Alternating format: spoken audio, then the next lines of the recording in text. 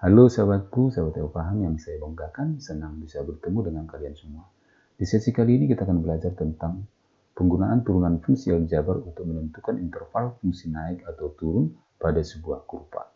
Bagi sahabatku, sahabat paham yang baru bergabung, jangan lupa silakan subscribe dan nyalakan tombol notifikasinya agar kalian selalu mendapatkan update dari setiap video kami yang terbaru. Baik, mari kita mulai. Fungsi naik dan fungsi turun. Secara grafik, sebuah kurva dapat kita lihat dalam posisi naik, kemudian turun atau sebaliknya. Nah, coba kita perhatikan grafik ini. Grafik fungsi Y sama dengan fx naik pada interval X lebih kecil dari A atau X lebih besar dari B, kemudian turun pada interval X lebih kecil dari B, lebih besar dari A. Coba perhatikan di sini. Apa yang dimaksud dengan fungsi naik dan fungsi turun? Coba perhatikan di sini. Dari sini sampai ke sini ya, sampai ke A ini, dia naik. Kenapa naik? Naik maksudnya nilai fungsinya bertambah. Perhatikan di sini ya. Kalau di sini nilai fungsinya sama dengan sini ya. Berarti nilai fungsinya sampai di sini.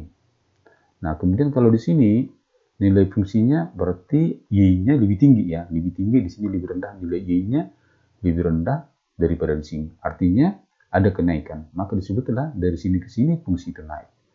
Nah, ke sini berarti otomatis nilai dari sini lebih tinggi di sini ya, maka dia naik. Maka dalam posisi dari sini sampai ke sini dia naik. Setelah di sini di titik A dia tidak naik dan tidak turun ya, stuck atau stasioner di sini. Tetap. Lalu dia turun lagi di sini. Turun artinya nilai fungsi di sini dengan nilai fungsi di sini lebih kecil daripada di sini. Maka dari besar ke kecil berarti disebut turun. Demikian seterusnya sampai ke sini. Nah, dari sini di titik B, dia tidak naik dan tidak turun atau stasioner atau tetap. Lalu naik lagi sampai ke sini, demikian seterusnya. Itulah yang disebut fungsi naik dan fungsi turun. Nah, sahabat paham, bagaimana kita menentukan fungsi itu naik dan fungsi itu turun. Nah, dengan menggunakan turunan atau gradien atau garis singgung, hal tersebut dapat kita pelajari. Coba kita lihat. Nah, perhatikan dari interval A ke kiri ya, ke sini ya, interval A ke kiri. Perhatikan di sini, sampai A. Berarti fungsi yang biru ini, grafik fungsi yang biru ini, dari sini terus di situ naik. Pada saat dia naik, coba kita cek gradien garis singgungnya. Kita lihat di sini gradien garis singgungnya ini. Ini berarti menyinggung di titik singgung di sini, ini gradien garis singgungnya. Terus yang ini gradien garis singgungnya menyinggung di sini. Kalau misalnya kita buat lagi di sini, gradien garis singgungnya di sini. Di sini ada banyak garis singgung yang tidak bisa kita gambar, sangat banyak sekali. Dan semua garis singgungnya itu, ini perhatikan di sini, cenderung miring ke kanan ya, miring ke kanan sumbu X. Jadi dia misalnya, kalau misalnya ini kita sebut yang sumbu Y ini sumbu X, ini berarti ini vertikal ya, nggak miring ke kiri, nggak miring ke kanan. Berarti kalau ini misalnya condong ke sini, berarti ini miring ke kanan. Kalau ini condong ke sini, berarti ini miring ke kiri. Nah, dalam hal ini, gradiennya ini miring ke kanan ya. Kalau miring ke kanan, otomatis harga gradien dari garis singgung ini adalah bernilai positif. Karena dia bernilai positif, maka M-nya positif. Ingat, waktu kita mempelajari turunan fungsi pertama atau F aksen X atau Y aksen itu sama dengan nilai dari gradien. Maka kita dapatkanlah dari interval A ke kiri nilai gradiennya itu adalah positif atau F aksen atau M itu sama dengan positif. Maka ini bertanda positif. Artinya ini tanda positifnya, ini tanda nilai gradiennya. Kemudian dari A ke B. Dari A ke B ini cenderung garis singgungnya ini di titik singgung miring ke kiri ya. Ini miring ke kiri. Ada banyak garis singgung di sini yang miring ke kiri pada waktu dia turun. Sehingga M-nya negatif. Maka dengan demikian di interval A sampai B semua gradiennya miring ke kiri. Atau dengan kata lain dia mempunyai gradien negatif. Demikian setelah di B tidak naik dan tidak turun atau disebut tetap atau stasioner, dia garis singgungnya miring ke kanan semua atau M-nya positif. Sehingga ini M positif. Maka dari sini dapatlah kita simpulkan, jika gradiennya miring ke kanan, maka nilai M atau turunan pertamanya sama dengan positif. Jika gradiennya miring ke kiri, maka nilai M atau turunan pertama sama dengan negatif. Sehingga dengan menggunakan ini, dapatlah kita simpulkan kapan kurva itu naik dalam interval mana, maka kita lihat kalau naik berarti gradiennya harus positif ya. Maka dari sini kita simpulkanlah M, F aksen X ini adalah gradien, maka syarat untuk naik adalah nilai F aksen X atau nilai gradien harus lebih besar dari 0. Demikian juga turun. Kalau turun, maka nilai gradien atau F aksen X harus lebih kecil dari 0. Itulah syarat fungsi naik dan fungsi turun. Mudah-mudahan sahabatku bisa memahami dengan baik. Nah, untuk lebih jelas kita lihat contoh yang pertama. Grafik fungsi Y sama dengan X pangkat 3 dikurang 3X pangkat 2 dikurang 72X tambah 1 naik atau turun pada interval mana? Mari kita jawab. Maka langkah pertama yang kita kerjakan adalah mencari turunan dari fungsinya dulu. Y sama dengan X pangkat 3 dikurang 3X pangkat 2 dikurang 72X tambah 1. Maka turunannya adalah 3 kali 1 sama dengan 3 pangkatnya kurang 1 menjadi 3X pangkat 2. Kemudian 3 kali 2, 2 kali 3 sama dengan 6. Ini kurangin 1 menjadi 6X. 72X turunannya 72, 1 turunannya 0. Maka turunan dari sini adalah Y aksen sama dengan 3X kuadrat dikurang 6X dikurang 72.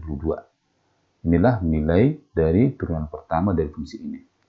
Selanjutnya, perhatikan Y sama dengan Fx akan naik dalam suatu interval jika syaratnya dipenuhi, yaitu turunan pertamanya lebih besar dari 0. Nah, dengan kata lain Y aksen lebih besar dari 0, maka Y aksennya tadi ini 3X kuadrat dikurang 6X dikurang 72 lebih besar dari 0. Ini sama-sama kita bagi 3 supaya lebih mudah nanti kita faktorkan. Berarti ini bagi 3, ini bagi 3 jadi 2, ini bagi 3 jadi 24. Ini kita faktorkan. X kurang 6, X tambah 4. Artinya dikalikan min 24, dijumlahkan 2, yaitu bilangan yang sama.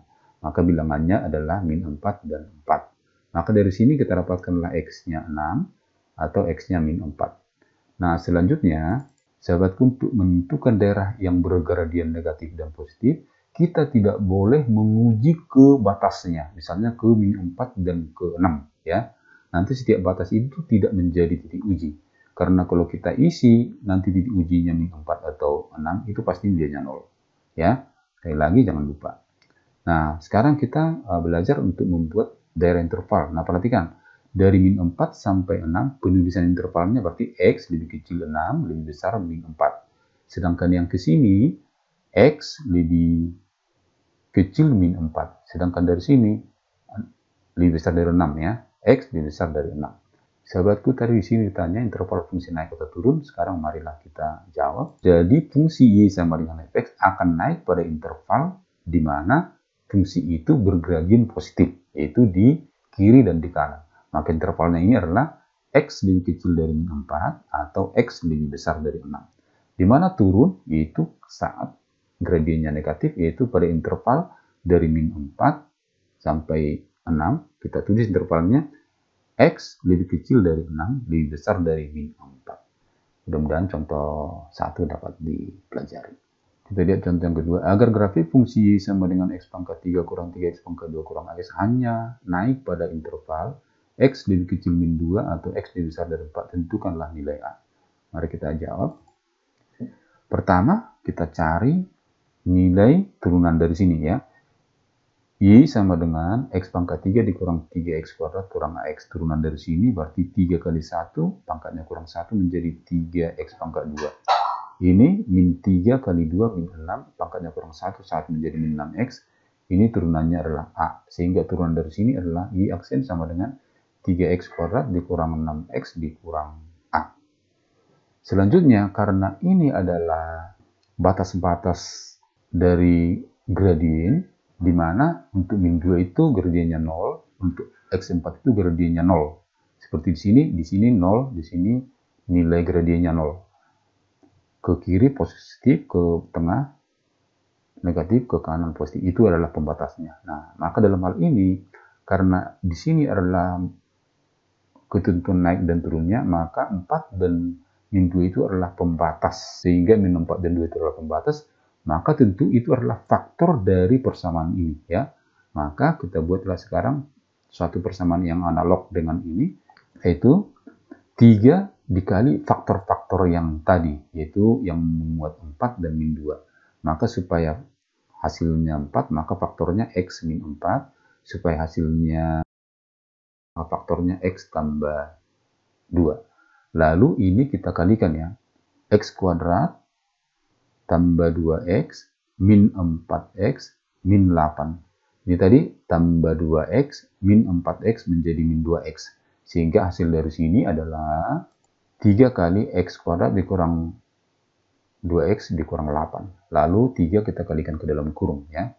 Sehingga 3 kali X kuadrat, ini 3 kali min 6X, ini 3 kali min 24. Nah selanjutnya, persamaan ini sekarang tadi yang ini analog dengan 3X kuadrat kurang 6X kurang A ya. Ini analog dengan ini, maka sekarang perhatikan 3X kuadrat ini min 6X kuadrat ini, maka min A sama dengan min 24 atau dengan kata lain A-nya sama dengan 24. Demikianlah sahabatku semua penjelasan saya, semoga dapat dimengerti. Tetap semangat belajar dan jangan lupa bagikan ke sahabat kita yang lain.